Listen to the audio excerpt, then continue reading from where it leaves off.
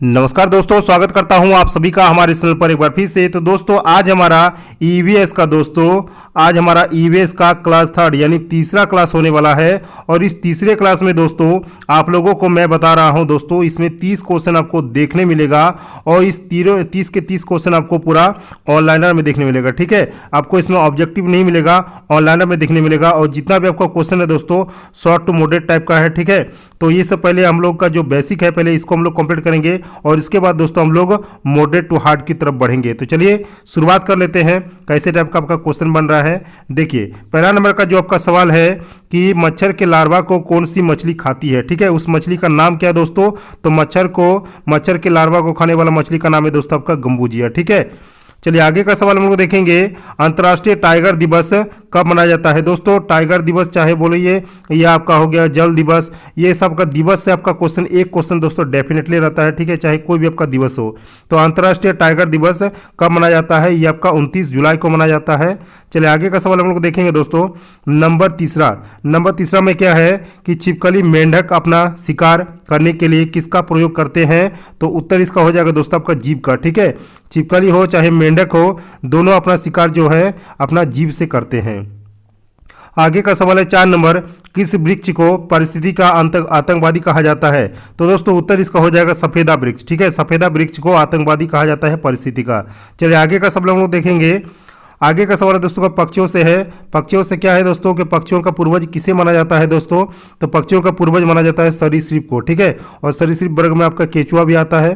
तो चलिए आगे का सवाल हम लोग देखेंगे आपका। और भी दिवस आ गया, देखिए दिवस आपका क्वेश्चन एक डेफिनेटली रहता है। तो विश्व जल दिवस कब मनाया जाता है? तो दोस्तों वाटर डे कब मनाया जाता है? आपका वर्ल्ड वाटर डे मनाया जाता है दोस्तों आपका 22 मार्च को। ठीक है, चलिए आगे का सवाल है फिर से दिवस आ गया। भूगर्भ जल दिवस कब मनाया जाता है? तो दोस्तों भूगर्भ जल दिवस आपका 10 जून को मनाया जाता है। चलिए आगे का सवाल हम लोग देखेंगे। 8 नंबर सवाल। 8 नंबर में क्या है कि सर्वप्रथम पर्यावरण सम्मेलन कब हुआ था? तो दोस्तों 1972 में आपका पर्यावरण सम्मेलन हुआ था। आगे का सवाल है दोस्तों आपका 9 नंबर। 9 नंबर में क्या है कि कन्नौज का एक जिला है जो समस्त भारत में इत्र के लिए प्रसिद्ध है। ठीक है, कन्नौज एक जिला का नाम है और जो समस्त भारत में यानी वर्ल्ड वाइड में पूरा आपका भारत में इत्र के लिए प्रसिद्ध है। और यह जिला किस राज्य का एक भाग है? तो दोस्तों इसका आंसर हो जाएगा उत्तर प्रदेश। ठीक है, क्या हो जाएगा दोस्तों? यूपी। आगे का सवाल है कि एलेक्स केरल में रहता है, वो अपने घर के आंगन में निम्नलिखित में से क्या उगाता होगा?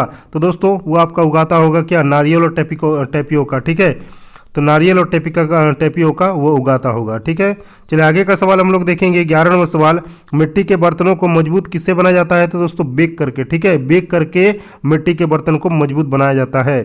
आगे आपका VVI क्वेश्चन आ गया दोस्तों। देखिए ये आपका क्वेश्चन जो है आपके सीटेट के एग्जाम में एक बार नहीं बल्कि कई बार पूछा गया सवाल है। तो मलयालम में माँ की बड़ी बहन को क्या कहा जाता है? तो दोस्तों बलियम्मा कहा जाता है मलयालम में माँ की बड़ी बहन को। आगे का सवाल है दोस्तों आपका 13 नंबर, ईवीएस सीखने के लिए सबसे अच्छा एवं एक संसाधन कौन हो सकता है? तो दोस्तों क्षेत्र भ्रमण। तो दोस्तों क्षेत्र भ्रमण को ही इंग्लिश में क्या कहा जाता है? कहा जाता है दोस्तों आपका फील्ड ट्रिप। ठीक है, फील्ड ट्रिप कहा जाता है आपका क्षेत्र भ्रमण को। यह सबसे अच्छा एक संसाधन है या साधन है बच्चों को सिखाने का। ठीक है, चलिए आगे का सवाल हम लोग देखेंगे। 14 नंबर सवाल, 3 ऐसे खाद्य पदार्थों का समूह बताइए जिसमें क्या होता है कि आयरन की मात्रा प्रचुर मात्रा में होता है। तो 1 नंबर में हो गया दोस्तों आपका आंवला, दूसरा में हो गया दोस्तों आपका पालक और तीसरा में हो गया दोस्तों आपका गुड़। ठीक है, ये तीनों में आयरन की मात्रा प्रचुर मात्रा में पाया जाता है। आगे आपका सवाल आ गया दोस्तों। इस क्वेश्चन को भी आप लोग वेरी वेरी इंपॉर्टेंट लगा सकते हैं क्योंकि इन सब से आपका एक क्वेश्चन आता ही रहता है निकटवर्ती राज्य से। तो तमिलनाडु के निकटवर्ती राज्य कौन कौन से हैं? तो दोस्तों 1 नंबर में हो गया आपका आंध्र प्रदेश, दूसरा में हो गया आपका केरल और तीसरा में हो गया दोस्तों आपका कर्नाटक। ठीक है, ये तीनों क्या है दोस्तों? तमिलनाडु के निकटवर्ती राज्य है या तो कह सकते हैं कि पड़ोसी राज्य है। चलिए आगे का सवाल है दोस्तों फिर से दिवस से आ गया आपका ओजन डे यानी ओजन दिवस कब मनाया जाता है? तो ये मनाया जाता है दोस्तों आपका 16 सितंबर को ओजन दिवस मनाया जाता है।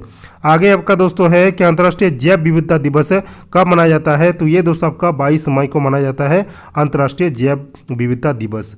आगे आपका है दोस्तों 80 नंबर सवाल, खाद्य श्रृंखला के परस्पर समूह को किस नाम से जाना जाता है? तो खाद्य जगत के नाम से जाना जाता है आपका खाद्य श्रृंखला के परस्पर समूह को। आगे आपका क्वेश्चन आ गया दोस्तों, किस फल को फलों की रानी की उपाधि दी गई है? तो ये आपका लीची के फल को। ठीक है, लीची के फल को क्या माना जाता है दोस्तों? रानी की उपाधि माना गया है। चलिए आगे का सवाल है दोस्तों, किस तिथि को ओजोन संरक्षण दिवस मनाया जाता है? तो दोस्तों वही सवाल आपको फिर से आ गया, 16 सितंबर को ओजोन संरक्षण दिवस मनाया जाता है। भारत के किस राज्य की कोई समुद्र सीमा नहीं है? तो दोस्तों राजस्थान एक ऐसा राज्य है जिसकी कोई भी आसपास में आपका समुद्र सीमा नहीं है। आगे का सवाल है दोस्तों आपका 22 नंबर सवाल, मणिपुर राज्य में कौन सी झील स्थित है? तो दोस्तों लोकतक झील, ठीक है, इसको लोकतक झील बोला जाता है और लोकताक, ठीक है, लोकताक झील भी बोला जाता है इसको, ठीक है। चलिए आगे का सवाल हम लोग देखेंगे 23, भारत के किस राज्य में सर्वाधिक कॉफ़ी का उत्पादन किया जाता है? तो दोस्तों ये एक ऐसा राज्य है कर्नाटक, ठीक है, जहाँ पर कॉफ़ी का उत्पादन बहुत ज़्यादा मात्रा में होता है। तो के फॉर कॉफ़ी और के फॉर कर्नाटक, इसको ऐसे याद रखिएगा। आगे का सवाल है आपका 24 नंबर, सर्वप्रथम भारत में रेलवे विश्वविद्यालय कहाँ पर खुल रहा है? तो उत्तर हो जाएगा दोस्तों बड़ोदरा, गुजरात, ठीक है।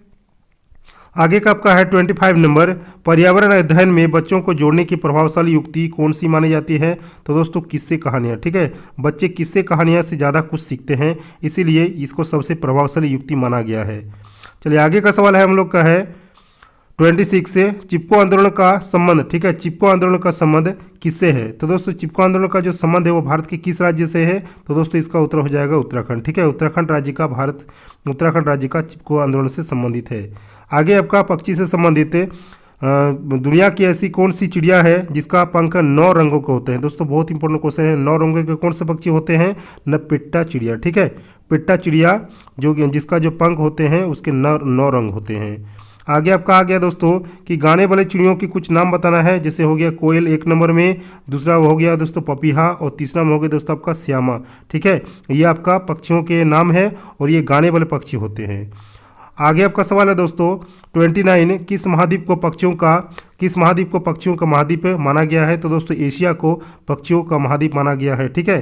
चलिए आगे का सवाल हम लोग का है दोस्तों, और ये लास्ट सवाल है कि पक्षियों का अध्ययन कहा जाता है, ठीक है, क्या कहलाता है? तो दोस्तों ऑर्निथोलॉजी, ठीक है, ऑर्निथोलॉजी पक्षियों का अध्ययन से संबंधित है और पक्षियों का अध्ययन कहा जाता है ऑर्निथोलॉजी को, ठीक है, ऑर्निथोलॉजी। तो दोस्तों आशा लगा वीडियो या कैसे लगा आप लोग जरूर कमेंट कर दीजिएगा, ठीक है। तो मिलते हैं नेक्स्ट वीडियो में, तब तक के लिए जय हिंद, वंदे मातरम।